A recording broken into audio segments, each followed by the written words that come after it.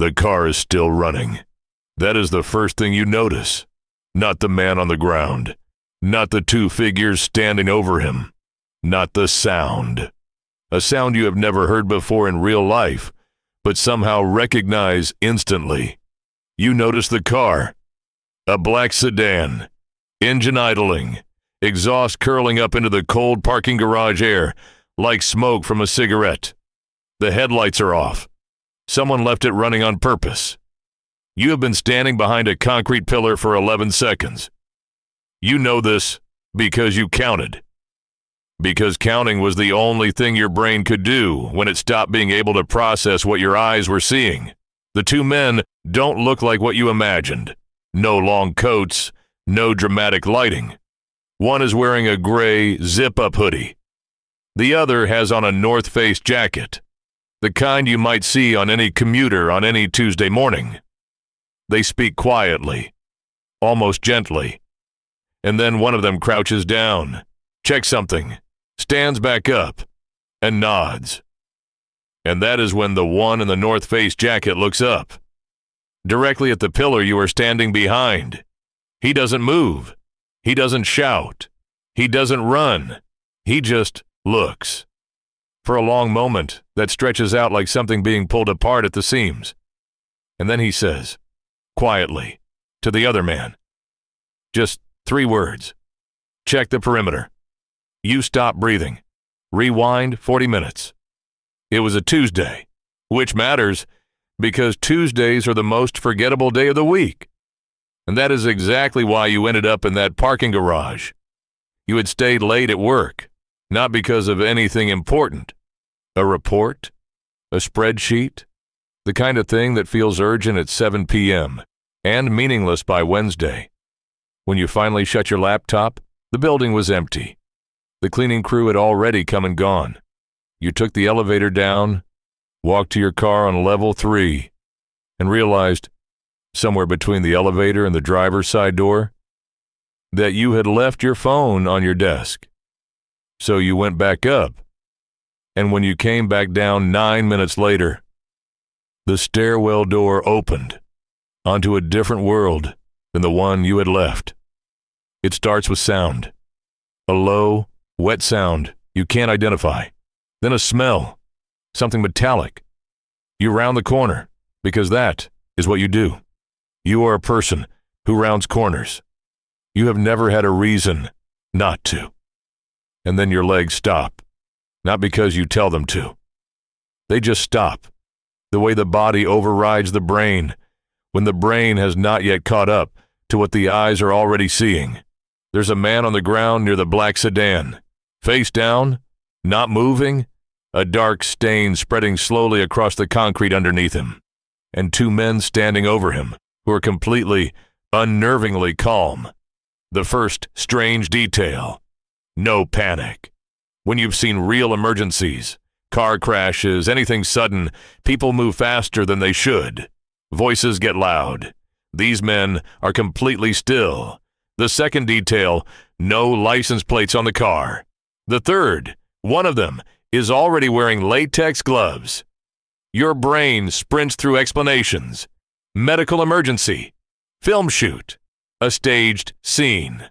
But the explanations don't stick because the smell is real and the stain is still spreading and the man on the ground has not moved once. And now, the one in the North Face jacket is looking at the pillow you're standing behind. You have 3 options.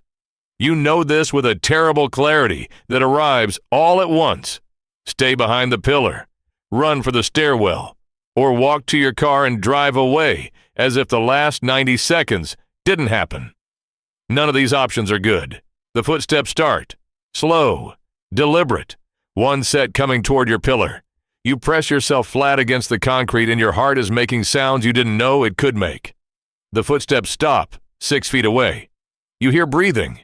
And then a phone rings. A pause.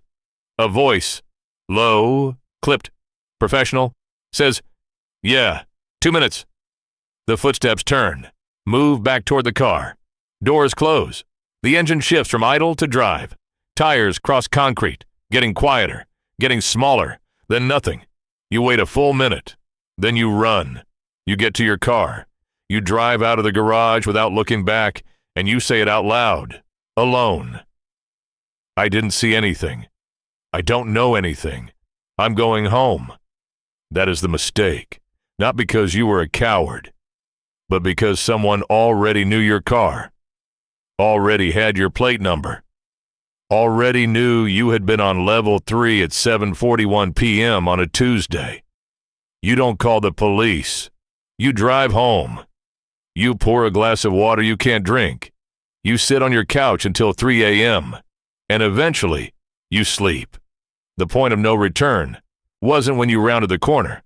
It was when you chose silence. The next morning is almost normal. Coffee, daylight, the ordinary sounds of a Wednesday. You sit with what happened, and you talk yourself down. You didn't see faces clearly. You don't actually know what you saw. There are explanations.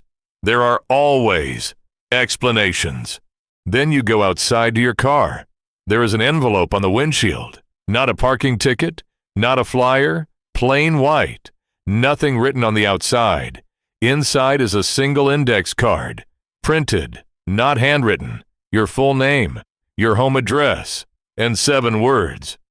We know you were there. Don't talk. That is when the world tilts. Because here is what no one tells you about moments like this. The fear is not loud. It doesn't arrive as screaming or shaking. It comes as a kind of stillness, a sudden understanding that the life you were living 10 seconds ago no longer exists, that you are now inside a different story, one you didn't choose and cannot rewrite. You go back inside, lock the door, and try to think. The first instinct, almost everyone's first instinct, is to call the police. But the calculation starts before you can stop it. What do you actually know? You saw 2 men, a body, a threatening note with no signatures. You don't know who these people are, how far their reach goes, or whether anyone in that precinct is already connected to whatever you stumbled into. This is not paranoia. This is the exact calculation real witnesses in organized crime cases have had to make and get wrong throughout history. Here is what criminologists and federal prosecutors will tell you, and why witness intimidation has worked for over a century using almost the same playbook. The note on your car was not random. It was choreographed. The timing, the morning after, not the night of, was deliberate. It gave you a full night of fear and isolation before contact. That interval is called the softening window. By the time the message arrives, your resistance is already lower. Your need to make this go away is already higher. The second element is the information itself. They didn't threaten you with vague language. They gave you your own name and your own address. This is called a proof of access message. It doesn't scare you with what they might do. It terrifies you with what they already know. The implicit message is, we were watching you before you were watching us. This technique appears in federal prosecution records from the Gambino family trials in New York to the Calabrian and 'Ndrangheta cases in Italy. In nearly every case, the first contact was not a direct threat. It was information, delivered calmly, because calm precision is more frightening than rage. And those final words, "We'll be in touch," take away your ability to plan. You don't know when the next contact comes. You don't know what they want, so you wait. And while you wait, every stranger becomes a possibility. Every car that slows in front of your building becomes a question. You stop sleeping. Stop eating normally. By the time they make their next move, you are already exhausted. That is the system working exactly as designed. 3 days pass. You don't go to the police. You don't tell anyone. You go to work, come home, check your car every morning and night, and stare at your phone. On day 4, it rings. The voice is pleasant, slightly formal. A man who sounds like he could be calling about an insurance policy. He thanks you for being patient. He says they need one thing. Very simple. A written statement saying you were not at the garage that night, that you left the building at 6:15 p.m. before anything occurred. One statement, given to a specific attorney, and this is over. He doesn't mention what happens if you say no. He doesn't have to. But here is what most people in your position don't immediately understand. The moment you sign that statement, you are no longer just a witness. You are a participant. Perjury, obstruction of justice, potentially conspiracy. And now they have a document with your signature on it, a document they own, which can be used to keep you compliant indefinitely. Former organized crime prosecutors call this the second leash. The first leash is fear. The second is paperwork. And once the second leash is on, it never comes off. You want this to be over. Every part of you wants to say yes and go back to your life. That instinct is completely human. It is also exactly what they are counting on. Here's what nobody warns you about. You think this story is about organized crime. It isn't. Not really. It's about systems and how ordinary people who were nowhere near any of this by choice, get processed by those systems without preparation, protection, or any real understanding of the forces at work. The man in the North Face jacket was not a movie villain. He was a functionary, a professional who showed up, did a specific job, and went home the same way an accountant goes home. Organized crime at the operational level is not chaos. It is bureaucracy, layers, protocols. People whose entire role is managing exactly the situation you stumbled into. They are effective not because they are uniquely terrifying. It is because they have done this before, and you have not. You are reacting. They are executing. FBI behavioral analysts who study organized crime note that in the vast majority of cases where a civilian witness is successfully managed, kept quiet. The civilian never fully understood what game they were playing until the outcome was already decided. The garage was not bad luck. The envelope was not a surprise. The phone call was not a negotiation. It was a process. You were the material being processed. You don't sign the statement. Not because of heroism. Let's be clear about that. You don't sign it because of something a federal prosecutor says during the one anonymous call you finally make to a Justice Department tip line. She doesn't promise safety. She doesn't promise anything. What she says is simple. The moment you sign that document, you are no longer a witness. You are an asset they own. And assets don't get to leave. You hang up. You sit in the dark for a very long time. Then you do something the man in the North Face jacket did not anticipate. Something no one in his protocol had planned for. Because it was too boring, too procedural, too low drama to appear on anyone's radar. You go to a library. Not your phone. Not your home computer. A library. You type up everything you remember. Every detail. The car. The sound. The latex gloves. The exact words. You seal it in an envelope.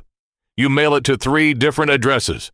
A journalist, a federal office, and someone you trust completely who lives in a different state. Then you wait. Not because you are brave, because you understand what the prosecutor meant. The second you become someone who has already spoken, whose information is already documented, already known, already out there, you stop being useful to silence. Silencing you no longer solves their problem. You are no longer the material being processed. You are a loose end that is already unraveled. Whether that makes you safer or more dangerous depends on variables you cannot control and will never fully understand. That is the part no one tells you when they talk about doing the right thing.